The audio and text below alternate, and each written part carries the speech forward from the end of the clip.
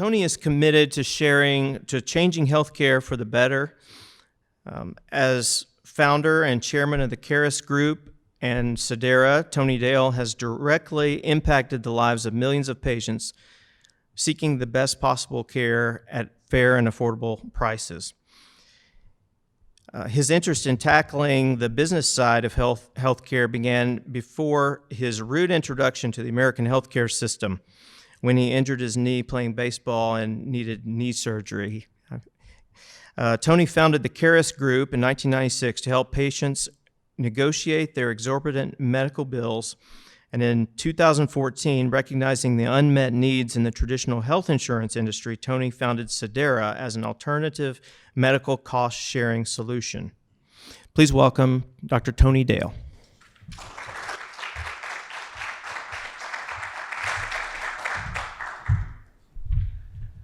Thank you very much, James. Appreciate the kind remarks. I probably should correct one slight error in what he's claimed about my impact in terms of introduction, and that is I wasn't playing baseball. I'm English. I don't know a thing about baseball. We play cricket. But actually, I was playing basketball over here with the kids. We had immigrated here by then and did injure my knee. And yes, it was my rude introduction. I had worked very briefly as a medical student over here in Wilmington, Delaware. I spent, I guess, about 2 months in a medical elective and had a taste of the American medical system. But I'd never then, nor now, really have moved into a clinical ongoing position. When I emigrated here in '87, it was tied up with a Christian medical professional organization I was leading. And we were teaching doctors how to actively integrate faith and work. So that was what brought me over here. But unlike what we had found in Europe and in many other parts of the world, we actually found doctors over here weren't very interested in what we had to share about that. And it led to a period of really trying to figure out what exactly was I doing, because I wasn't licensed medically over here. And I guess if I had realized how long I was going to be staying, it's been 33 years now, I would have had enough common sense to, have just gone and got my licensing. It would have meant doing everything from my medical finals through my specialty boards all over again. But, that's not that complicated. It's just time consuming. But I'm rather stubborn. I guess I had this sense that God had brought me here for a different purpose. And I'm not the sort of person who likes to give up on what he believes is his call. There were plenty of doctors in the States. They didn't need, my wife and I, we're both physicians, to be here to help the medical system in that sense, at least not as far as I could see. There were plenty of good doctors. So, in that process of trying to discover what would happen, it was going to take an accident. But of course, as I mentioned, the accident was to me. Tearing my medial meniscus, needing surgery, I went to see an orthopedic surgeon, and he told me it was going to cost about $2,000. And I was so ignorant of the economics of the system that I did not even understand that he was just talking about his bill. Okay, now this was back in 1996. So, that's 25 years ago at this point. So in today's terms, that's like the surgeon saying to me that, it was going to cost maybe $4,000 or $5,000 to repair the medial meniscus tear. So I have the surgery and everything goes fine. He did a wonderful job. Very grateful for the job. I still am a competitive squash player. Now, you may not know what squash is. Yes, it is a vegetable, but it's much more interesting when it's a sport. But that's all I've got time to say about squash this morning. So, the surgery was a tremendous success from the medical point of view. But then the bills began coming. And, there was his bill and the MRIs and the lab work and the hospital facility costs and everything. And in those days, those bills added up to just under $15,000, or in today's terms, I estimate about $35,000 for a surgical procedure that took maybe half an hour, essentially in an outpatient context. It wasn't. It was in a hospital. I was so ignorant of the system, I allowed myself to go into one of those places that they're called hospitals, but they derived their sort of economic background from bank robbers. But that would be another story.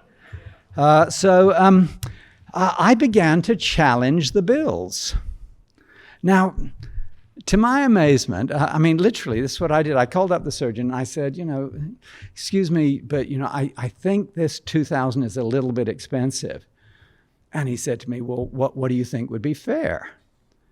Now, like an idiot, I said, well, how about we go 50-50? And he said that would be fine. I should have said, I think this is like inflated about, 80% or something, but I didn't understand the system. And so, into that, as I began to negotiate these bills and found that everybody folded, I began asking a question. And that question was, what on earth is going on in this medical pricing? Okay, now, this conference is focused on the entrepreneurial journey. And I think that question for me was the beginning of the entrepreneurial journey. Now, obviously by nature, I'm an entrepreneur. I love starting things.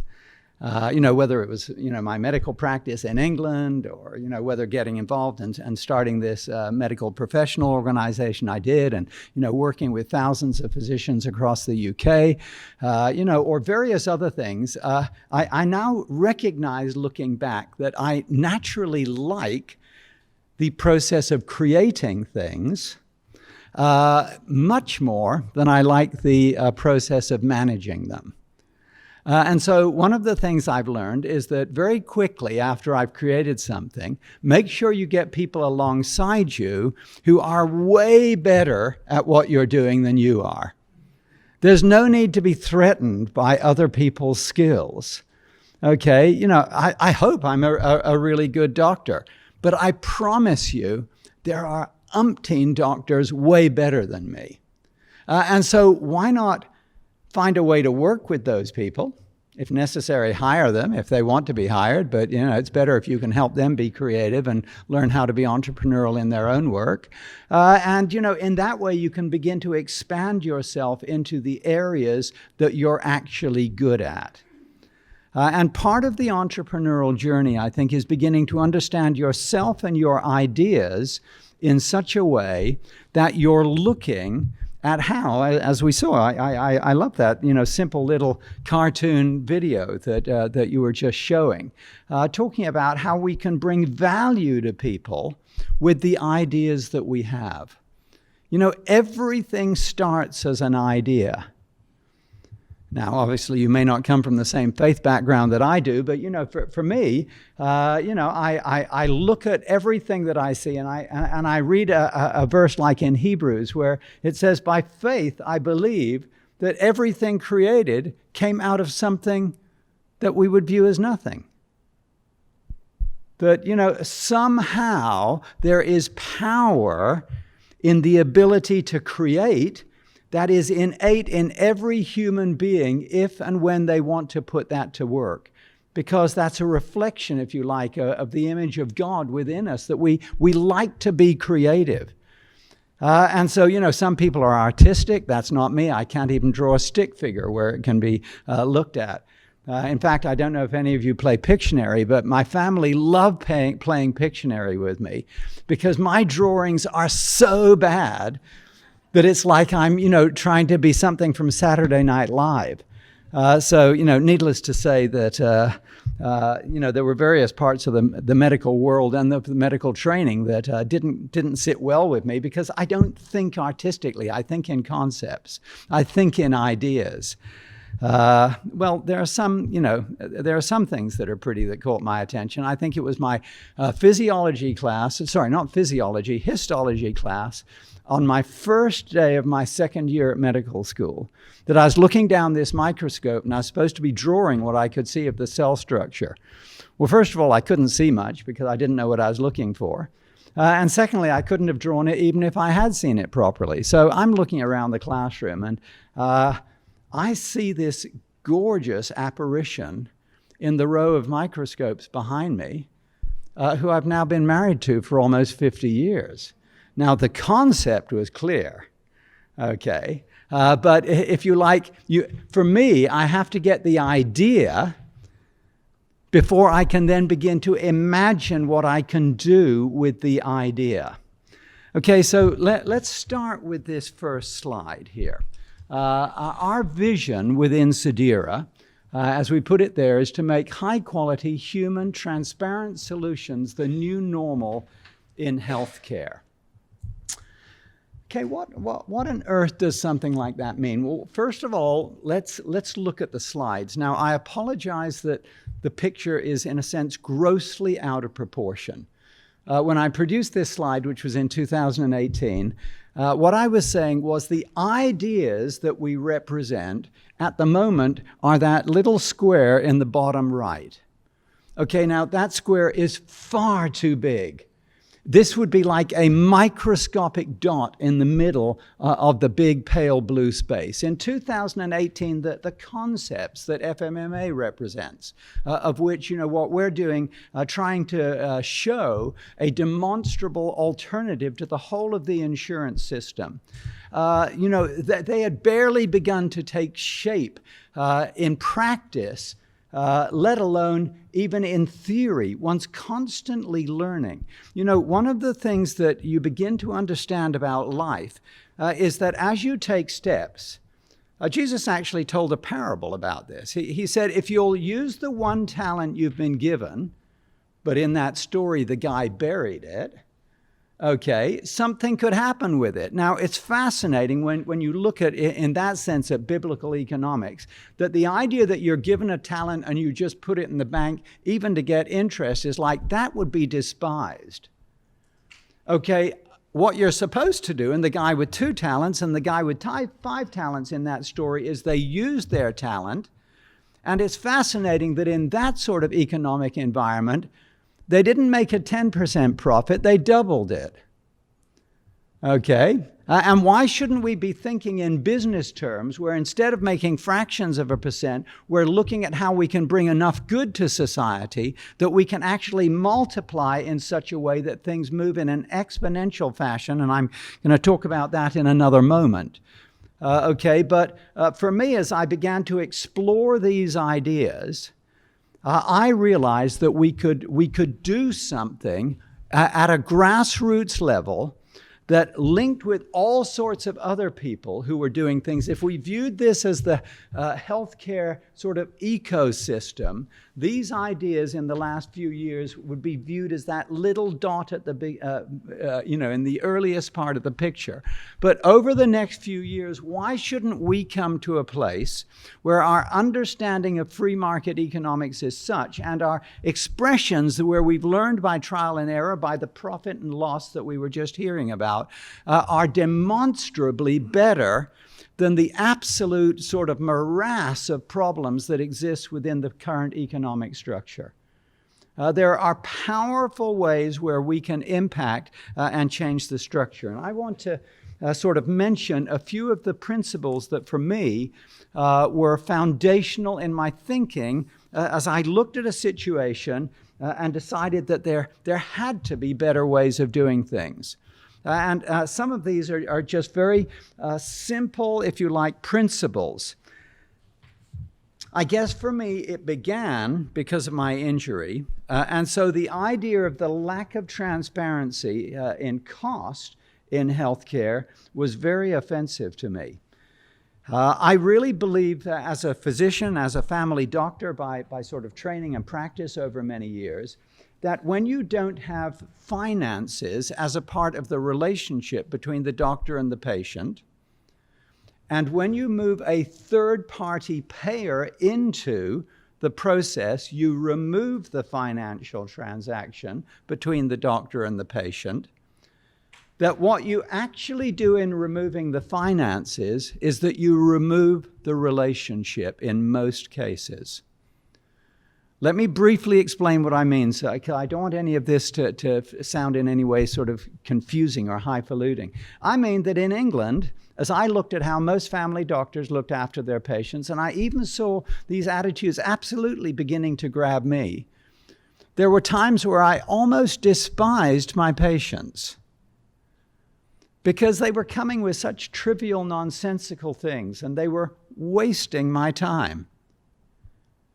Now, would I have felt that if they had been paying me?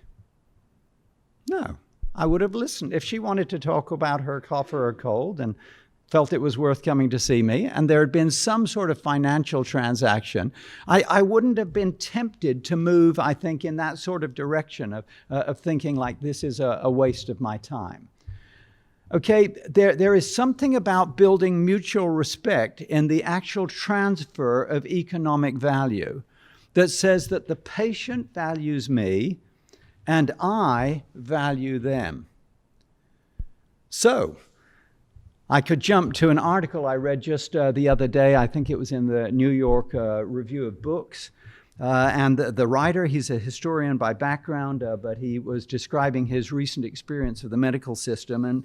And he said this, and I was really grabbed by his remarks. We would like to think that we have health care that incidentally involves some wealth transfer. What we actually have is wealth transfer that incidentally involves some health care. And he went on to talk about his relationships with the doctors and all the things that went wrong. And one of the main things that went wrong is that whenever he was talking to them and he needed their full attention, they were looking at their computers or they were answering their cell phones, and what was going on with him wasn't important enough because there was no real understanding in the doctor-patient relationship that the doctor was giving their best to him, which probably would have meant that all of the things that went wrong wouldn't have gone wrong, and he was giving his best to them in terms of the economic transfer that was going to happen. So to me, the doctor-patient relationship is actually at the center of what we're describing here in terms of medical entrepreneurship.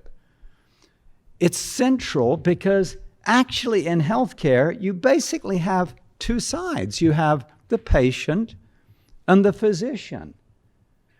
Now, I'm not saying that there isn't room for all sorts of other things. I'm trying to keep this really simple this morning. So please, if you happen to be a nurse or, maybe a technologist or an insurance broker or whatever it might be, I'm not saying that what you do is not important, but I'm saying when we look at healthcare, we're thinking about sick people, typically.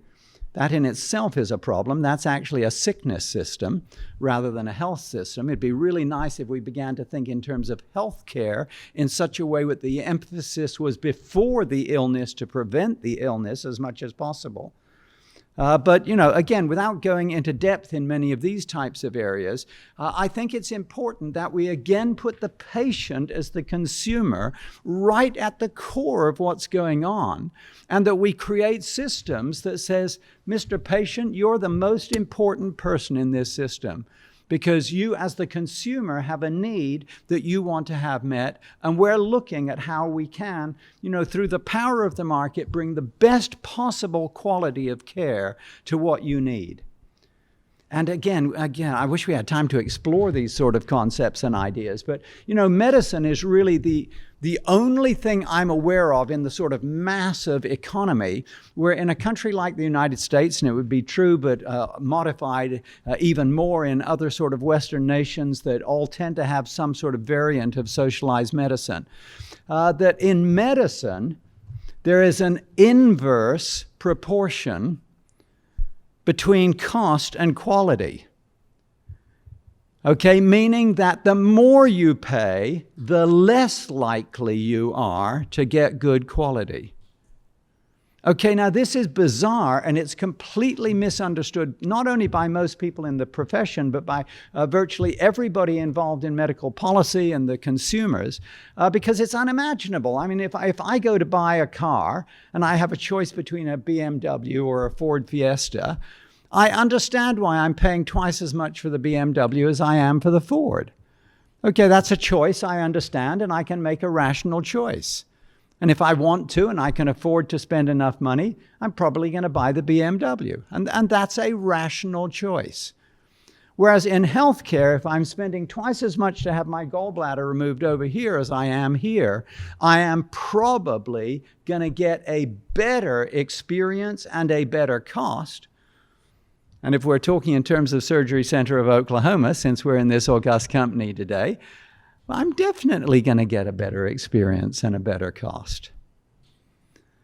Okay, now this sounds irrational until you read some other article like the one I read, earlier this week about the doctor at a hospital who was in charge of some of the lab work and stuff, and he needed to get a COVID test, and so he thought, I'm just going to go through exactly the same experience that every one of our patients has to go through. I'm going to, and he was only there on a short-term basis running the lab, and so he actually had a short-term, I'm not sure if it was short-term, but it was an individual insurance policy through Golden Rule, which I think is a part of United Health, if I remember right.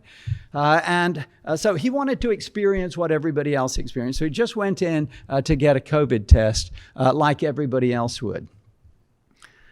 Okay, now quite apart from, some of the things he wrote about where, the actual experience was not particularly good, what was most shocking of that experience was this test, which he said he knew that the reagents and stuff to carry out the test were going to cost about $8, that when he saw all the insurance paperwork, including his part, he was charged at $10,900 for a COVID test.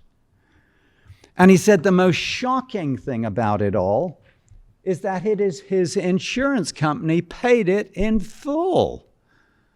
Now, this is bizarre. I mean, it's beyond bizarre. It's absurd. And it's immoral.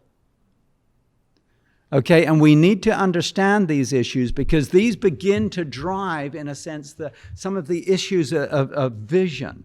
Okay, so, as I began thinking about what it meant to find a different way to handle healthcare costs, and this has been, sort of a 30-year process while living here, one of the things I began to see is that we're not just looking for something better. We're looking for something different. Okay, it's not a matter of how do we tweak the system to make it better. The system has got to a place where many of us feel that it's corrupt and untransformable. Doesn't mean we can't transform the ecosystem, but I personally don't hold a lot of hope that we can transform the insurance system. Instead, we need something different, and the sharing economy provides a way where we can demonstrate that. Now, we're going to touch on all sorts of concepts here, but we're all familiar with the sharing economy. And the sharing economy basically says, hey, I have an asset. I have a car. And I don't always put my asset to use.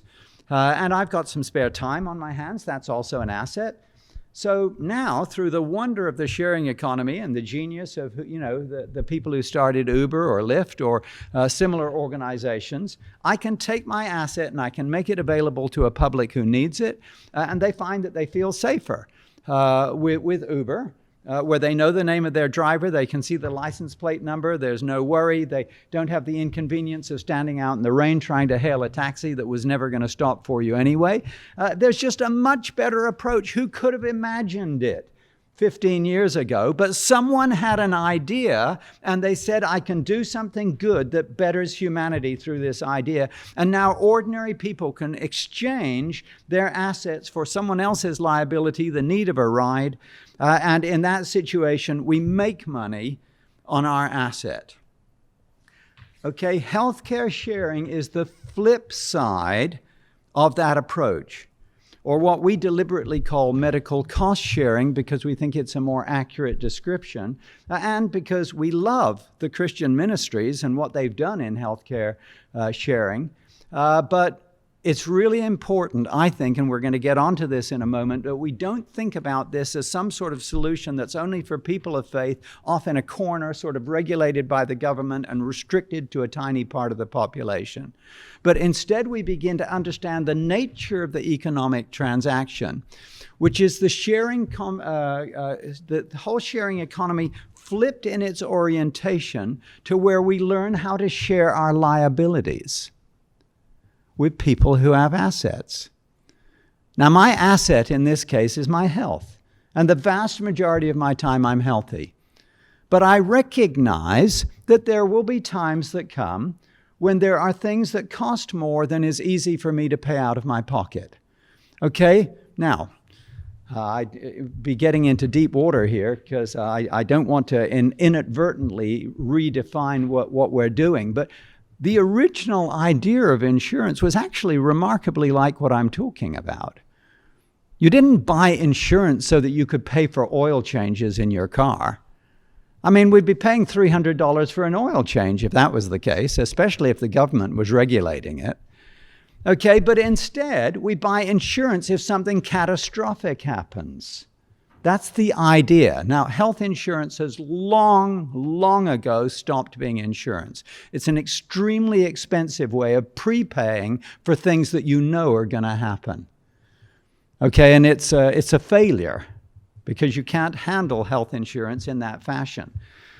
Or you can, but you end up with all the problems we have now. Instead, in our medical cost-sharing economy, I take the asset of my health with the knowledge that there is likely to be a time in the future when I'm likely to have medical needs that I want help in. And what I do is I exchange my asset now against my liability in the future with a group of people who, on a voluntary, non-contractual basis, there's no one to sue in this approach. We're all just voluntarily committing that we trust each other. And lo and behold, 99.9 people out of 100 happily pay their share every month. No complaints. In fact, they feel privileged to be a part of a community of people who've chosen to live healthy and are delighted in most cases to be able to share with others who have the misfortune of falling ill within that context. And when you cut out all the middlemen in that transaction, which is what we attempt to do, you dramatically bring down the cost. So one's not looking at better, you're looking at different. And it's different enough that for the vast majority of companies and others, individuals that we work with, we can cut their costs by around 50% or more in some cases. Okay, so our goal is not disruption of the current system. Okay, our goal is creation of a new one. I want to go to one other thing before I'm going to quickly go through my last 3 slides. As I looked at the principles in terms of what it takes to build something from scratch, integrity in the real meaning of the word, meaning truth, okay, honesty. Integrity is a long-term commitment that in what you're building, you're going to always build the truth with openness with the people that you're working with, where you're not obscuring things in such a way that they can't understand whether they're getting a fair economic transaction or not. Most of healthcare is currently, and I don't mean the actual healthcare, I don't mean the service that doctors or others provide, but I mean the framework in which it works currently is based on utter lack of transparency, and is a deliberate sort of corruption of the economic process. And I want to give you just one example. The healthcare sharing environment is defined currently by the Affordable Care Act as having to operate within the nonprofit world, and it's also limited to faith-based only. As I looked at what I wanted to do, I said to myself a couple of things. I said, first of all, since when did government have the right in this country to tell a businessman that they had to do their business in a not-for-profit fashion? In fact, in my first conversation with regulators that was a year into our business, they asked me that. They said, but Tony, here in Texas, we have a safe harbor for businesses like yours. Why don't you just put yourselves under our safe harbor? And I said, because it's really bad law. And they said, well, what do you mean by that? And I said, well, first of all, it's limited in the Texas safe harbor to people of faith. And I said, I'm a strong person of faith, but why on earth would I want the government to limit something really good only to people of faith? Why wouldn't it be available to everybody? And they said, well, that's very reasonable. They said, it still leaves us a problem because that's unfortunately what the law says, and the regulators don't make the law, they just try and regulate it. So, they said, we're going to have to think this through, and over the years we've thought that through with them in terms of some of what that looks like. But then they said to me, but Tony, why didn't you at least fit in so we could check our box that you're not for profit? And I looked at them and I said, oh, you mean like Blue Cross Blue Shield? And they burst out laughing. And that was when the conversation began to get friendly. Now, we're still having to find ways to check those boxes until we find a way to change the law. But at least we can now begin to talk honestly. And integrity demands that you bring truth into the types of relationships that you're building. And to me, that's really foundational because truth in the economic side of medicine has been missing for so long. So let's go to the next slide if I can figure out. Okay, there's a very simple principle here to understand about the nature of business growth and entrepreneurship.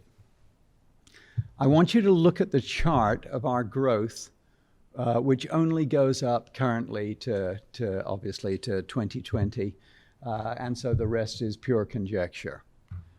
Okay, but it's not pure conjecture. It's based on solid empirical evidence.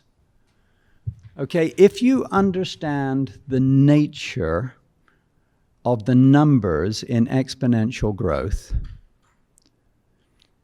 if you double every year, it takes a long time to get anywhere, but if you're patient, you'll cover the earth.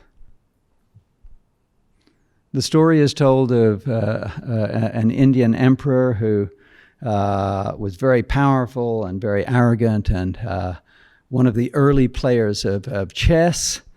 And he challenged anybody in the country to beat him at chess. And a very poor man came forward for this contest. And lo and behold, this poor peasant beats the king. And the king says to him, this is amazing, he says, let me give you a choice. He said, look, if we look here on the chessboard, there are 64 squares on the chessboard. And he says, I'd be happy to give you right now 1,000 bags of rice, and you can take it and sell it and do whatever you want as your prize. Or he said, I'll give you 1 grain of rice that you put on the first square, and 2 grains for the second, and 4 grains for the third, and 8 grains for the fourth, and until we fill the board. Which would you prefer? And the poor man, without hesitating, says, oh, I'll take the 1 grain on the first square. Do you know how much rice there'd be on the 64th square? There'd be more than enough rice to make a mountain the size of Mount Everest. It would cover the whole of the Indian subcontinent. There's power in numbers, and there's power in patience. And if you want to build long-term success, build it on truth and integrity. Be open and honest about what you're trying to do, what you're trying to accomplish. Face the challenges of the regulators and everything else in honesty and openness. We don't look for battles with the regulators. We get a lot of inquiries from regulators. There's been a lot of mess around the last few years within the whole sort of healthcare sharing ministry world. But into that, we welcome them. We try to be peacemakers. We try to say, please look at what we're doing, understand what we're doing, and understand what we're trying to do is create a whole new system. And many of the regulators, when we speak with them in those terms, we find them saying, my goodness, you know, what you're doing makes sense, and we've never had a complaint. So yeah, we love what you're saying. Now help us figure out how we put you in our boxes. And so, you know, those are some of the challenges that we face, but it's an interesting challenge. So entrepreneurship is daring to believe that what you can imagine is possible. Okay, now I think in biblical terms, so I go to something like the book of Proverbs, and I say, as a man thinks in his heart, so is he. You can use any language that you want. In fact, the language that is being most commonly used nowadays, if you sort of follow some of this approach to thinking on the internet, the sort of Elon Musks of this world, and Peter Diamandis, and the people behind Singularity University, and they talk about the power of an MTP, which is a massively transformational purpose. And I believe, if you think back to the first slide, those, the growth of the power of an idea, that we have a massively transformational process or purpose. We're trying to transform 1/5 of the American economy from an opaque black hole that is sucking the wealth out of the company and out of the country, and I would say destroying the middle class. All of the normal pay rises where every American generation up until this one has always known that their children will have it better than they have it. This is the first generation where that's not currently true, and I believe it's primarily because the medical system is sucking it out of the country, so that a few are becoming massively wealthy, while all of the middle class are being robbed of their wage increases for what they are doing year after year to keep this country strong. And we have a purpose that says if we transform healthcare, we can transform the nation's economy. And the key to transforming healthcare is particularly business CEOs saying, I am going to direct our healthcare dollars out of the current system and into the free market system. And if we can get the business world, which is what pays for private healthcare, you know, the next step is changing government. But if we start with the 50% that is controlled in the private sector, by teaching CEOs and the people who make the healthcare decisions that the answers are in the free market, we can dramatically change not just healthcare, but America. Thank you very much.